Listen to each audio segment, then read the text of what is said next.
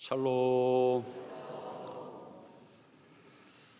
오늘은 요한계시록 7교회 중 6번째 교회 빌라델피아 교회에 대한 말씀을 같이 좀 나누려고 합니다.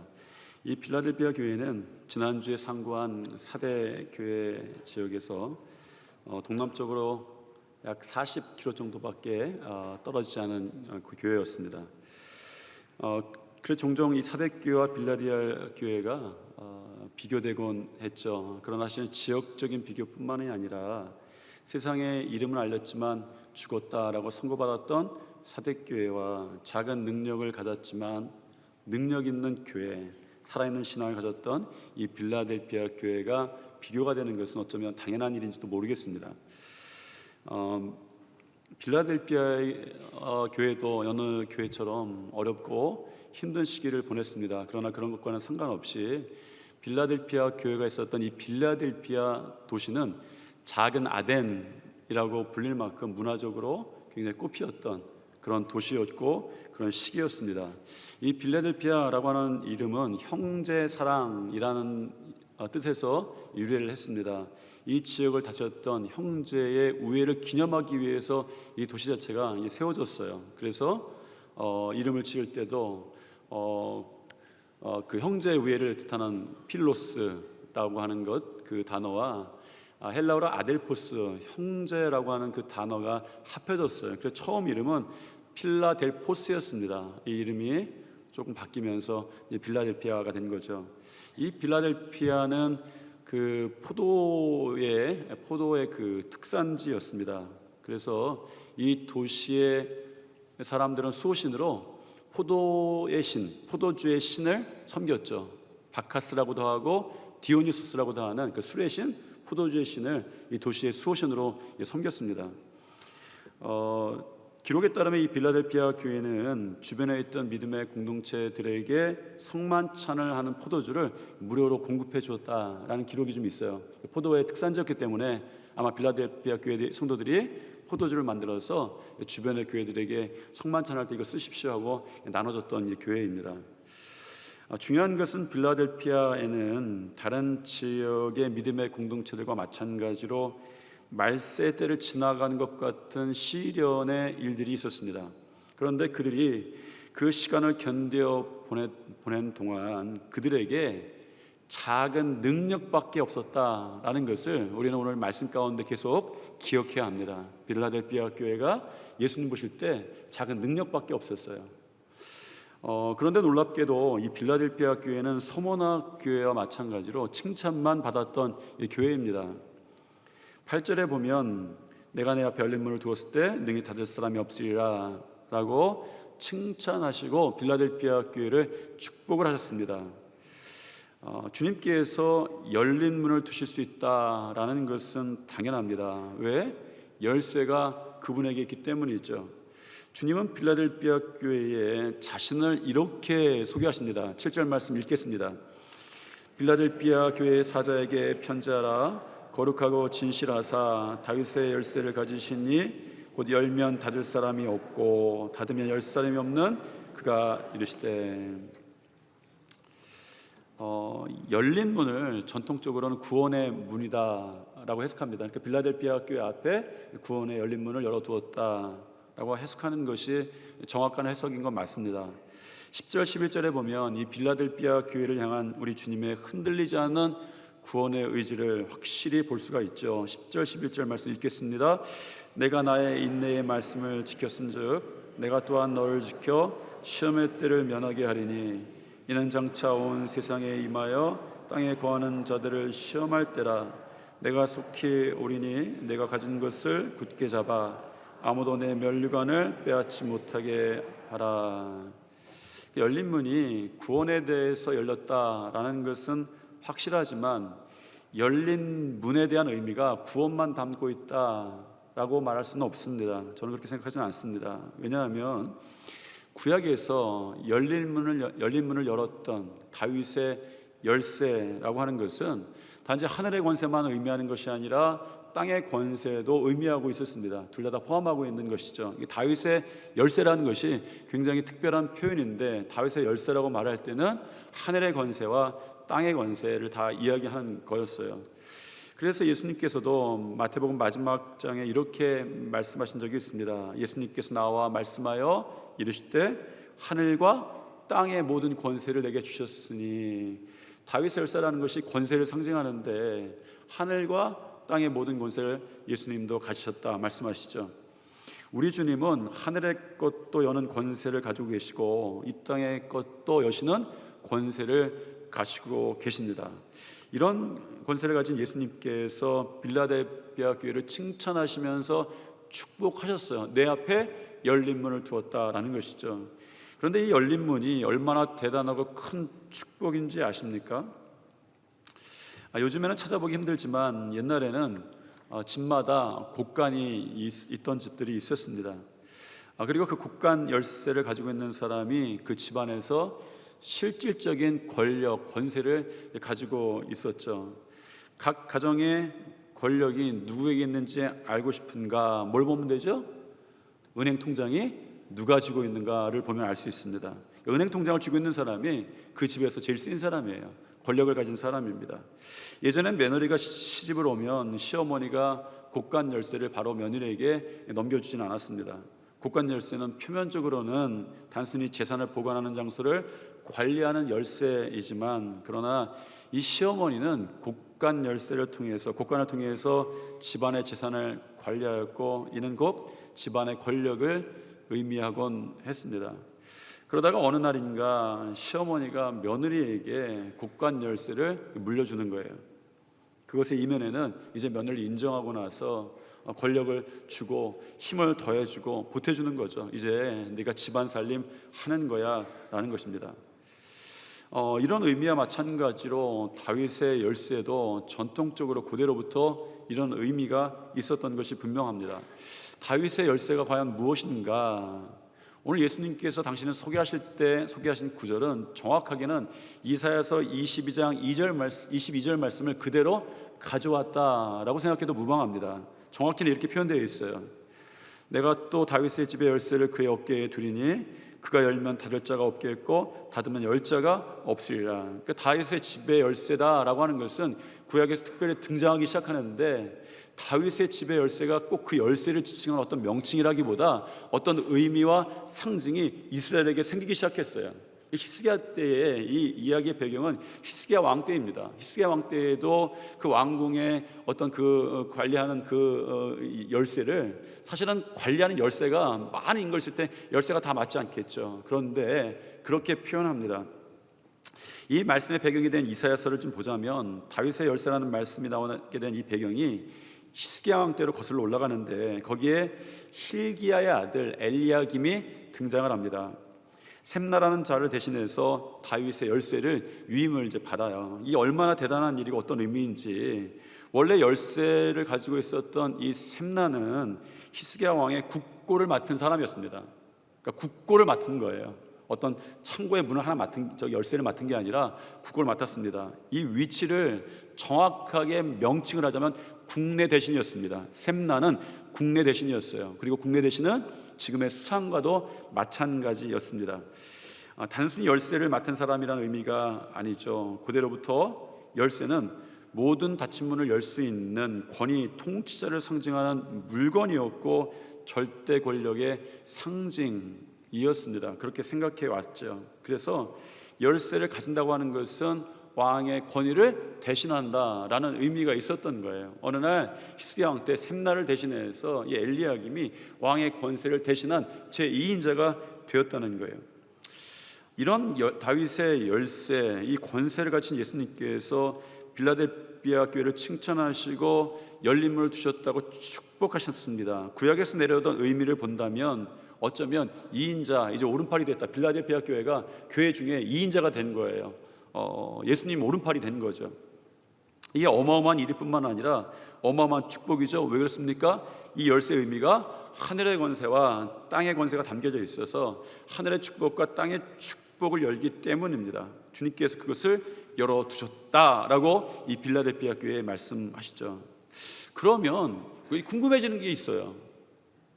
과연 빌라델비아의 교회와 성도들이 어떤 일을 했기 때문에 하나님께서 이런 어마어마한 축복을 주셨는가라는 것입니다. 저는 오늘 우리 교회에 우리 성도들에게 이 열린 문의 축복이 시작되기를 축원합니다. 그렇다고 한다면 이 빌라델피아 교회에 주셨던 말씀을 통해서 알 수 있는데, 궁금한 게 그런 거예요.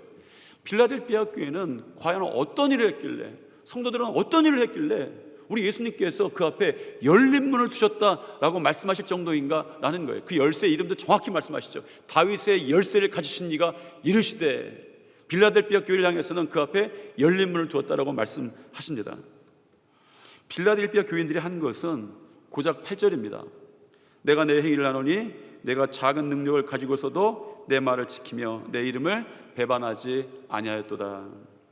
오늘 우리가 빌라델피아 교회의 성도들에게 주목할 것은 작은 능력이에요. 빌라델피아 교회는 큰 능력이 없던 교회예요. 오늘 예수님 말씀하셨는데 빌라델피아 교회는 큰 능력이 없어요. 작은 능력이 있던 교회입니다. 여러분, 이 작은 능력 가지고 대단한 칭찬 들은 사람 본 적 있습니까? 빌라델피아 교회는 요한계시록의 7교회는 소개되지 않지만 우리가 중요하게 생각하는 고린도 교회와 너무 비교가 되는 교회입니다. 고린도 교회는 빌라델피아 교회와 다르게 능력도 많았고 은사도 많았어요. 심지어 어떤 은사가 더 능력 있는 은사인가 라는 것 때문에 교회가 소란할 정도였습니다. 그런데 빌라델피아 교회는 감히 그런 것 꿈꾸지도 못했어요. 작은 능력밖에 없었던 거예요. 빌라델피아 교회의 작은 능력은 빌라델피아 교회가 당하던 고난이나 고통과 환난을 해결해 줄 만한 능력이 아니었습니다. 그 당시 황제 숭배 사상에 물들어 있는 세상의 핍박과 고난, 9절에 나오는 자칭 유대인이라고 하지만 주님께 사단의 회당이라고 칭함받는 사람들로부터 큰 고통을 받았어요. 그런데 빌라델피아 교회의 작은 능력 가지고는 그런 것들을 해결할 수가 없는 거죠. 우리가 우리 주님의 대단한 칭찬과 축복 속에서 아주 세밀하게 주의 깊게 보아야 되는 것이 있습니다. 작은 능력 가지고는 이 땅에서 우리가 굉장히 어려울 것이라는 것을 주님도 아시고 계셨다는 거예요. 우리가 당하는 어려움들이 이 작은 것밖에 가지고 있지 못한 나의 능력 때문일 수도 있고, 한편으로는 그 작은 능력이 그 어려움들과 문제들을 해결할 능력이 안 되기 때문일 수 있어요. 그렇지 않습니까? 내가 만약에 큰 능력 가졌다면 감히 누가 나에게 문제거리를 갖다 주겠습니까? 아니면 내가 큰 능력이 있다면 어떤 문제라도 그 문제가 해결될 거 아닙니까? 그게 어쨌든 문제가 될 수 있겠습니까? 시대가 겪는 상황이 어렵더라도 모두가 어려운 것 같지는 않아요. 코로나 팬데믹 시간 동안 어려웠지만 모두가 어려웠던 것은 아니었던 것 같습니다. 큰 능력을 가지고 있는 사람들에게는 이것이 더 기회가 돼서 더 누리게 됐을 수도 있겠다, 이런 생각이 들었습니다. 실제로 많지는 않지만 코로나 팬데믹 때에 우리나라의 경제 성장률이 마이너스가 아니라 플러스였다고 해요. 참 이상하죠. 우리는 코로나 팬데믹이 닥쳐서 어려워졌는데 전체적으로는 성장하고 늘어났다는 거예요. 누군가 성장하고 늘어났다는 거죠. 참 이상한 이야기입니다. 큰 능력을 가지고 있으면 그 문제가 와도 능히 이길 수 있었다는 거죠. 작은 능력, 여기서 작다라는 말이 있죠. 사람들은 자기의 약점을 감추는 편입니다. 그렇잖아요. 자기의 약점을 드러내고 싶은 사람이 어디 있어요? 저는 말을 더듬습니다. 저 약점이에요. 설교 시간에 드러나기 때문에 처음부터 얘기했어요. 그래도 누가 저에게 와서 설교 끝났는데 목사님 말을 좀 더듬습니다 그러면, 설교 시간에 더듬습니다 그러면 제가 기분이 나쁠까요? 정말 나쁠까요? 그렇잖아요. 여러분, 우리에게 약점은 알아도 모른 척하는 것이 센스예요. 능력이 작아도 모른 척 해주는 것이 매너입니다. 너 작은 능력 가지고 있어 라고 말하는 게 어떻게 그게 기분 좋은 얘기일 수 있어요? 너 능력이 그것밖에 안 돼 라고 말하는 것이 어떻게 매너일 수 있겠습니까? 그런데 빌라델피아 교회의 능력이 얼마나 티나게 작길래 우리 주님께서 내가 작은 능력이 있는 걸 내가 안다, 이렇게 노골적으로 말씀하셨어요. 어떻게 한 교회를 향해서 내가 능력이 작은 것밖에 없어, 내 능력이 작은 것밖에 없어 하시는 주님의 말씀일지라도 이것이 어떻게 주님의 매너일 수 있겠습니까? 주님의 센스일 수 있겠습니까? 여러분, 작다라는 헬라어 단어가 미크로스라는 헬라어 단어예요. 이 헬라어 단어에서 유래한 수학 단위가 있습니다. 미크론이래요. 저도 처음 알았습니다. 이 미크로스라는 단어에서 미크론이라는 말이 나왔대요. 요즘에는 미크론이라고 하지 않고 마이크로미터라고 한다고 합니다. 그러니까 이거 제가 이 분야는 아니기 때문에 일부 예배 때 정확하게 검증받았어요. 설교 시간에 갑자기 우리 반도체를 전공하셨던 박성배 권사님 저쪽에 보시길래 갑자기 두려움이 올라와서 설교 시간에 물어봤습니다. 확인했더니 맞대는 거예요. 여러분, 이 미크론이 얼마나 작은 줄 아십니까? 1cm의 10분의 1이 1mm예요. 그런데 이 1mm가 되기 위해서 1000개의 미크론이 있어야 되는 거예요. 미크론은 1mm의 1000분의 1인 거예요. 이런 실감 나십니까? 쥐꼬리만한 거예요. 2부 때 이 얘기를 했더니 갑자기 여기서 막 놀라는 거예요. 쥐꼬리도 큰데요? 라고 놀라는 거예요. 그래서 어떤 의미인지는 아시잖아요. 쥐꼬리만한 거예요. 예수님께서 빌라델피아 교회를 향해서 작은 능력이라고 말씀하시는데 이 말을 좀 바꿔보면 이런 거예요. 아유, 너의 능력이 정말 쥐꼬리만하다 라고 말씀하시는 거예요. 주님이라도 어떻게 이렇게 한 교회를 향해서 아유, 너의 능력 참 작다라고 말할 수 있겠습니까? 그러나 주님께서 빌라델피아 교회를 깔보신 것은 전혀 아니었습니다. 진짜 빌라델피아 교회와 성도들의 능력이 정말 그것밖에 안 됐던 거죠. 이 시대를 지나는 여러분 자신의 능력을 좀 따져보셨습니까? 실감해 보셨습니까? 혹시 여러분의 세상으로부터 너는 능력이 그것밖에 안 돼 라는 말을 들어보신 적 있습니까? 비참하죠. 현실에 부딪히면 비참할 때가 있습니다. 생각만큼 능력이 안 따라올 때, 자기가 그것밖에 안 되는 능력을 발견할 때, 그때 마음속에 슬픔이 찾아오는 거예요. 여러분, 실전에 임하면 가장 뚜렷하게 나타나는 것이 무엇인지 아십니까? 자기 자신 아닙니까? 자기 자신의 능력, 자기 자신의 가능성, 자기 자신의 마주한 현실. 작은 능력을 가지고는 공부하는 학생도 언젠가 비참한 거예요. 여러분, 직장을 구하는 청년도 작은 능력 때문에 어쩌면 정말 비참한 그 경험들을 하게 되는 거죠. 세상에서 인정받아야 하는 가장들도 작은 능력밖에 없어서 비참함을 경험할 때가 있습니다. 어떤 일이든 뭐 좀 해보려고 하는데 안 되는 사람들도 비참한 거예요. 비참하기만 합니까? 불안합니다. 여러분, 작은 능력을 가지고 여러분이 각자가 마주하고 있는 문제들, 고난들 헤쳐나갈 수 있습니까? 여러분이 갖고 있는 소망들 이루어갈 수 있겠어요? 소망도 이뤄나가야 되고 우리에게는 문제도 해결해야 되는데 우리에게 마주한 현실은 무엇입니까? 작은 능력밖에 없는 거예요. 빌라델피아 교회에 너무나도 하찮은 능력을 가졌던 교회였습니다. 작은 것을 능력이라고 말하기도 이상하죠. 주님도 그렇다고 말씀하실 정도니 세상이 보기에 빌라델피아 교회와 성도들이 오죽했겠습니까? 더 비참한 것이 무엇인지 아십니까? 작은 능력을 가졌다라는 말의 시제예요. 현재, 과거, 미래 이 시제입니다. 가졌다라는 말의 이 시제를 정확하게 말하자면 빌라델피아 교회는 지금만 작은 능력을 가졌던 것이 아니었습니다. 과거에도 작은 능력을 가지고 있었고 그 능력이 계속돼서 지금도 그 능력이 그대로 있는 거예요.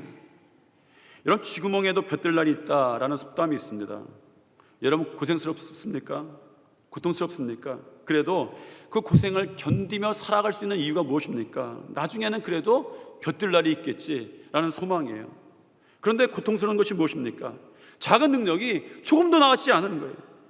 문제는 커져가는데, 고난이 눈덩이처럼 커져가는데 과거에 있던 작은 능력이 계속돼서 지금도 작은 능력이고 앞으로도 해결할 능력이 없을 작은 능력이 나에게만 있는 거예요. 그것이 계속된 작은 능력, 너희 교회가 작은 능력을 가져왔다라는 거예요. 작은 능력이 조금이라도 불어나지 않는 거예요. 상태가 그렇습니다. 작은 능력이 우리에게 주는 가장 큰 도전이 뭡니까? 우리에게 어느 날 불안하고 의심이 생기는 거죠. 누구를 의심합니까? 내가 가진 작은 능력 때문에 의심하는 것이 있어요. 이상하죠? 그 의심의 대상은 항상 예수님이에요. 의심하는 그리스도인이 되는 것은 아주 쉽습니다. 여러분 어떻습니까? 베드로가 어부였어요. 그런데 어느 날 예수님의 제자가 되었습니다. 기적을 보고 경험을 했겠죠. 그 기적들이 없던 게 아니라 다 경험하고 다 보았습니다. 그러나 갈릴리 바다에서 강한 폭풍과 칠 때에 생긴 것이 있어요. 의심입니다. 누구에 대한 의심입니까? 예수님이죠. 자기의 능력은 턱도 없어서 폭풍으로 이길 수도 없는데 의심은 누구에게 합니까? 예수님이죠. 주여, 우리가 죽게 된 것을 돌아보지 않으십니까? 주님을 의심하고 있어요. 마가복음 9장에 보니까 어느 날 예수님이 기도하시러 간 사이에 귀신 들린 아들을 데리고 왔던 한 아버지가 있었습니다. 분명히 예수님과 제자들이 귀신을 쫓아냈다는 이야기를 듣고 왔을 것이죠. 그 귀신은 대단했고 자신의 능력은 턱도 없었습니다. 그런데 누구를 의심하죠? 예수님입니다. 그래서 예수님께 이렇게 묻죠. 혹시 하실 수 있거든. 자기의 능력은 작은데 항상 의심하는 것은 예수님이었습니다. 저는 작은 능력이 아주 좋은 것이다 라고 말하고 싶지 않습니다. 저부터도 큰 능력을 갖고 싶어요. 여러분, 말씀을 전하는데 큰 능력의 말씀을 전하고 싶고, 기도하는데도 큰 능력이 필요하고, 여러분, 아버지가 돼서도 자녀에게 우리 아버지는 작은 능력밖에 없습니다 라고 말을 듣는다면 얼마나 슬프겠습니까? 가장으로도 큰 능력의 사람이 되고 싶고 이렇습니다. 작은 능력이 좋은 것이다 라고 말하는 것이 어쩌면 위로의 말씀은 될 수 있어요. 그런데 옳지 않다고 생각합니다. 그런데 주님은 달랐어요. 예수님은 작은 능력을 위로해 주시는 것이 아니라 작은 것 자체를 꽤나 오랫동안 칭찬해 오셨다는 것입니다. 우리 주님께서는 작은 능력에 대해서 본래적으로 주의를 기울이고 계셨던 거죠. 이것은 요한계시록의 빌라델비아를 향한 그런 말씀만이 아닙니다. 어느 날 주님께서 칭찬하신 것이 있었어요. 겨자씨였습니다. 마태복음 13장에 보면 이런 말씀이 있습니다. 또 비유를 들어 이르시되 천국은 마치 자기 밭에 갖다 심은 겨자씨 하나 같으니 이는 모든 씨보다 작은 것이로되. 이스라엘 상황에서 겨자씨는 밭에서 기르는 풀이 아니었습니다. 밭이 귀한 이스라엘에서 겨자씨는 밭 주변에서 자라던 그런 식물이었어요. 밭에 겨자씨를 심는 것은 누가 봐도 어리석은 일이었습니다. 그런데 주님께서는 일부러 비유 가운데에 겨자씨를 밭에 심으셨어요. 그리고 그 겨자씨를 천국에 비교하실 정도로 칭찬하셨습니다. 빌라델비아 교회를 향해서 작다라고 하셨을 때 미크로스라는 헬라어 단어를 사용했는데, 사실 이 모든 씨보다 작은 겨자씨라는 말도 헬라어로 미크로스라는 말을 사용했어요. 가장 작은 것을 소중히 밭에 심으셨다라는 말씀을 하신 것이죠. 사람들이 중요하게 모일 때에 아이들을 데리고 오는 것을 꾸짖었습니다.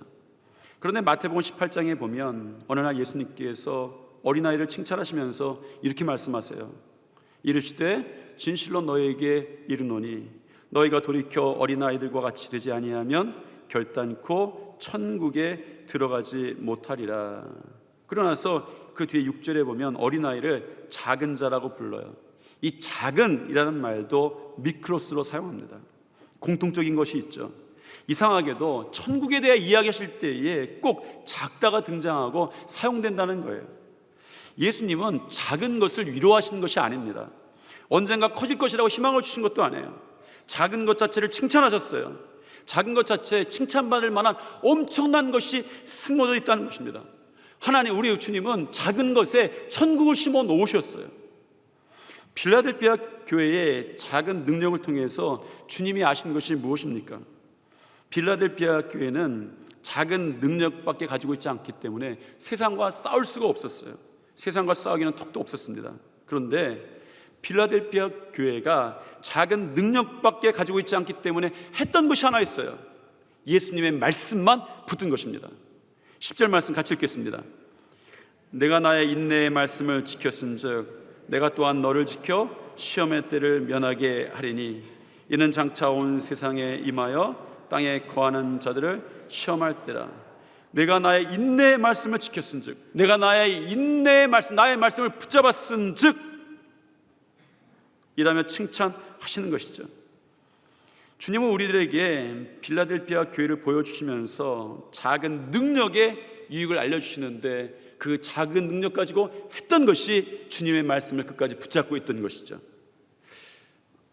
제가 미국에 있을 때에 한 사람의 기사를 읽은 적이 있어요. 그는 능력 있는 사람이었습니다. 능력에 열심을 더하니 보란듯이 성공했어요. 그는 그 성공을 누리고 싶어 했습니다. 바닷가에 큰 집을 짓고 수영장을 만들었어요.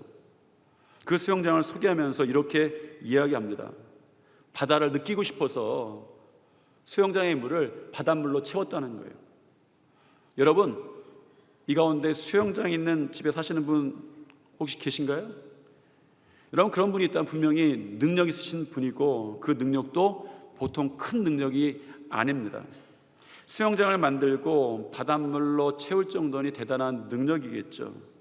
분명한 것은 작은 능력 가지고는 그렇게 하지 못합니다. 그런데 여러분, 고민해 봐야 될 것이 있습니다.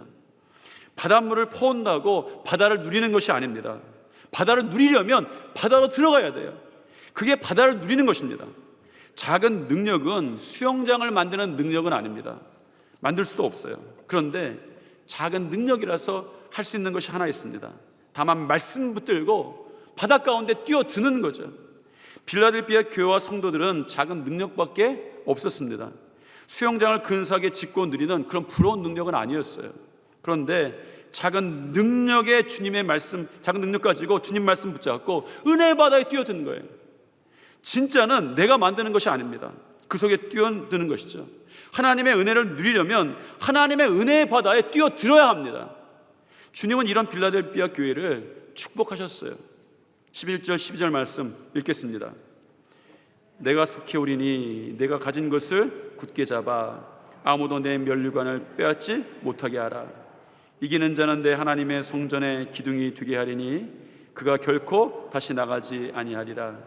내가 하나님의 이름과 하나님의 성 곧 하늘에서 내 하나님께로부터 내려오는 새 예루살렘의 이름과 나의 새 이름을 그 위에 기록하리라. 생명의 면류관이 있고 새 예루살렘, 천국이 담겨지는 축복이 여기 있었던 거예요. 무엇보다도 재미있는 것이 있습니다. 우리 주님이 빌라델피아 교회 성도들 한 사람 한 사람을 성전의 기둥이 되는 축복을 약속하셨어요. 솔로몬에는 2개의 기둥이 있었습니다. 야긴과 보아스라는 기둥이에요. 야긴은 하나님께서 세우신다라는 의미이고, 보아스는 하나님은 힘, 능력이시다, 이런 뜻입니다. 우리는 어떤 사람을 기둥 같은 사람이라고 이야기합니까? 능력 있는 사람을 기둥 같은 사람이다라고 이야기하죠. 작은 능력이 바뀌는 순간이 있습니다. 다윗의 열쇠를 가지신 이를 바라볼 때 생기는 일이죠. 기둥으로 만들어 주신다라는 것입니다. 이것을 제가 재미있다고 이야기한 이유가 있습니다. 빌라델피아 지역은 지진이 자주 발생했다고 해요. 그리고 그 당시 빌라델피아는 이 격렬한 지진으로 인해서 많은 건물의 기둥이 무너졌던 경험을 했습니다. 작은 능력을 가진 빌라델피아 교회를, 성도들을 기둥으로 세우신다라는 것은 놀라운 역전인 거죠. 여러분, 작은 능력의 사람입니까? 작은 능력을 가지고는 할 게 없어요. 다른 것 하려고 하지 마십시오. 할 수 있는 것도 없습니다. 할 것이 없으니 말씀을 붙드시길 바랍니다. 주님을 붙드시길 바랍니다. 주님을 바라보시길 바랍니다. 작은 능력 가지고도 기둥이 될 것입니다. 세상의 기둥들이 지진이 나서 어떤 일이 있어서 넘어질 때에 결코 넘어지지 않는 기둥인 거죠. 이런 놀라운 역전이 우리의 삶에 이루어지기를 축원합니다. 이제 우리 예수님께서 친히 빌라델피아 교회를 향해서 하셨던 말씀을 우리는 반드시 보아야 합니다. 9절 말씀인데 읽겠습니다. 보라, 사단의 회당 곧 자칭 유대인이라 하나 그렇지 아니하고 거짓말하는 자 중에서 몇을 내게 주어 그들로 와서 내 앞에 절하게 하고 내가 너를 사랑하는 줄을 알게 하리라. 내가 너를 사랑하는 줄을 세상에 알게 하리라 말씀하셨어요. 내가 사랑하는 교회다라는 것이죠. 주님께서 작은 능력밖에 없었지만, 작은 능력밖에 없던 성도와 빌라델피아 교회를 향해서, 세상을 향해서 이 교회는 정말 내가 사랑하는 교회다 말씀하시는 거예요. 저는 우리 주님이 오늘 우리 성도들 향해서 세상에 대해서 이런 말씀을 하시게 되기를 축원합니다. 이 성도들은 내가 사랑하는 성도야. 이 교회는 내가 사랑하는 교회야. 작은 능력을 가졌지만 이런 칭찬을 받았던, 이런 호칭을 들었던 교회가 없는 것이죠. 우리 교회가, 여러분들이 그렇게 되시기를 다시 한번 축원합니다. 우리 옆에 분과 한번 인사하시겠습니다. 주님을 바라봅시다. 여러분들이 감사해야 될 것은 원래 인사를 처음 만들 때 이렇게 안 만들었어요. 작은 것을 가지고도 하면 쭉 너무 길어서 제가 그냥 줄여버렸습니다. 어떤 의미에서 하신지 알죠? 감사하죠? 그러니 한 번 더 인사하겠습니다. 다른 분들하고 주님을 바라봅시다. 우리 교회가 이 땅에서 작은 능력으로 어떻게 승리하는지, 그렇게 사용되고 어떻게 주님의 사랑받는 교회다 선포되는지, 그런 교회로 사용되기를 다시 한번 소망하며 축복합니다. 기도하시겠습니다. 사랑과 은혜가 충만하신 하나님, 우리 가운데에 혹이라도 작은 능력밖에 없어 삶에서 실망하고 넘어지고 좌절하는 우리 성도들 있습니까?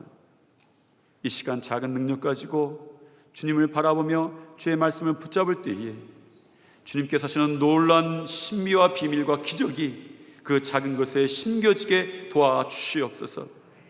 열린 문이 하늘에서도 있고 땅에서도 있으므로 이 땅에 작은 능력밖에 없는 우리를 통해서 우리 주님 살아계십니다. 우리 주님께서 다윗의 열쇠를 가지셨습니다. 우리 주님께서 천국의 열쇠를 가지고 계십니다. 라는 고백이 이 주위로부터 나오게 도와주시고, 우리 성도들 작은 능력밖에 없을지라도 내가 사랑하는 성도다, 내가 사랑하는 교회다, 이 땅에 선포되는 놀라운 일이 오늘 우리 가운데 시작되게 도와주시옵소서. 예수님 이름으로 기도드립니다. 아멘.